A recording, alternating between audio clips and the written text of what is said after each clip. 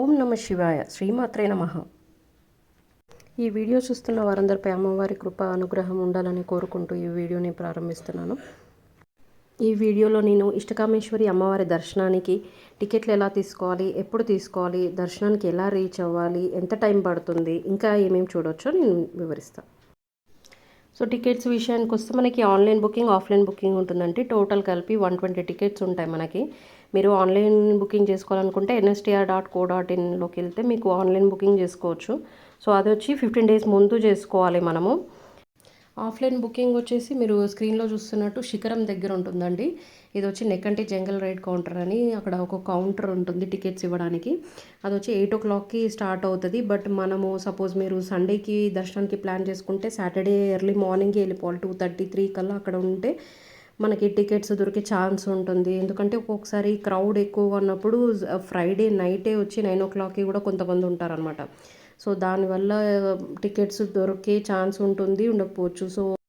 So screen మీద చూస్తున్నారు కదా, అక్కడ క్యూ ఉంది, అదేనండి ఆ క్యూ లైన్ టికెట్స్ తీసుకోవడానికి ఆఫ్లైన్ బుకింగ్లో.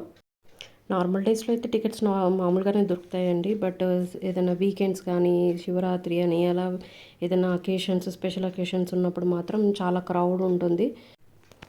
సో అక్కడ మనకి టికెట్లు ఇస్తారండి. టికెట్లు ఇచ్చిన తర్వాత మనకి టైం చెప్తారు. మాకైతే 8:15కి ఉండాలని చెప్పారు నెక్స్ట్ డే.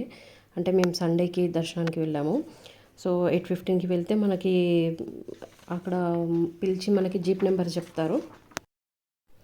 స్క్రీన్లో చూపిస్తున్నట్టు మనకి జంగల్ రైడ్ నుంచి ఇష్టకామేశ్వరి టెంపుల్ వరకు ఒక 10 kilometers ఉంటుందండి. మనం జంగల్ లోపల ఒక 7 kilometers వెళ్తాం జీప్లో. దాని తర్వాత అక్కడ ఒక సర్టన్ ప్లేస్లో జీప్స్ ఆపేస్తారు. సో అక్కడి నుంచి మనం ఒక 500 meters నడవాల్సి ఉంటుంది. మనకి ఫస్ట్ లెఫ్ట్ సైడ్లో వినాయకుడు కనిపిస్తాడు, అక్కడ దర్శనం చేసుకోండి. సో అక్కడి నుంచి అలా స్ట్రైట్గా వచ్చేస్తే మనకి అమ్మవారి గుడి కనిపిస్తుందండి. సో ఇక్కడ క్యూ లైన్ ఉంటుంది, ఆ క్యూ లైన్లో వెళ్ళాలి. సో లోపలికి ఒకసారి 6 వెళ్ళే అవకాశం మాత్రమే ఉంటుంది. లోపలికి వెళ్ళాక మనం అమ్మవారికి బొట్టు పెట్టాలి. బొట్టు పెట్టినప్పుడు మనకి అమ్మవారి స్పర్శ కలిగిన అనుభూతి ఉంటుంది. అంటే అక్కడ బొట్టు పెట్టే ప్లేస్ మనకి కొంచెం మెత్తగా అనిపిస్తుంది. లోపల అమ్మవారి దగ్గర ఉన్న వ్యక్తి మనకి తాయెత్తు కూడా ఇస్తారు. అది 100 rupees ఛార్జ్ చేస్తారనమాట. సో మీకు కావాలనుకుంటే మీరు తీసుకోవచ్చు. అమ్మవారి గుడి పక్కన చిన్న హోల్ ఉంటుంది, అక్కడి నుంచి చూస్తే మనకి దీపం కనిపిస్తుంది. అక్కడ దర్శనం అయ్యాక మనకి ఇక్కడ శివలింగం ఉంటుందండి. ఇక్కడ చెట్టుకి తాయెత్తులు కట్టే వాళ్ళు కూడా, ముడుపులు కట్టే వాళ్ళు కూడా కడతారు.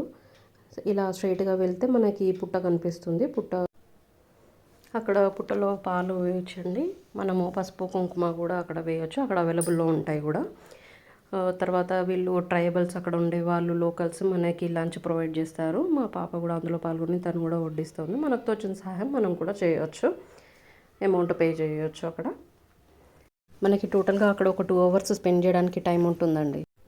అమ్మవారి దర్శనానికి టికెట్లు దొరకడానికి కూడా చాలా అదృష్టం ఉండాలండి. మనం ఏదో కోరుకోవాలి అని అనుకోకుండా అమ్మవారిని మాత్రమే చూడాలి అనుకుంటే మాత్రం మనకు ఖచ్చితంగా టికెట్స్ దొరుకుతాయి. ఒకప్పుడు ఈ గుడికి నడుచుకుంటూ వెళ్ళే వాళ్ళని కూడా అలో చేసేవాళ్ళండి, కానీ ఇప్పుడు అలా లేదు. ఓన్లీ 120 మెంబర్స్కే పాసిబుల్ అండి డైలీ వెళ్ళడానికి. సో టికెట్లు ముందుగా బుక్ చేసుకొని వెళ్ళండి. దర్శనం చేసుకోవాలనుకునే వాళ్ళు మాత్రం ఒకరోజు ముందుగానే టికెట్ తీసుకోవాలండి. కొంచెం ఎర్లీగా వెళ్తే టికెట్స్ దొరుకుతాయి. కంపల్సరీ 8 o'clock, 8 నుంచి 8:30 లోపు టికెట్లు ఇవ్వడం స్టార్ట్ చేస్తారు. సో మీరందరూ అమ్మవారి కృపకు పాత్రలు కావాలని కోరుకుంటూ thank you for watching the video.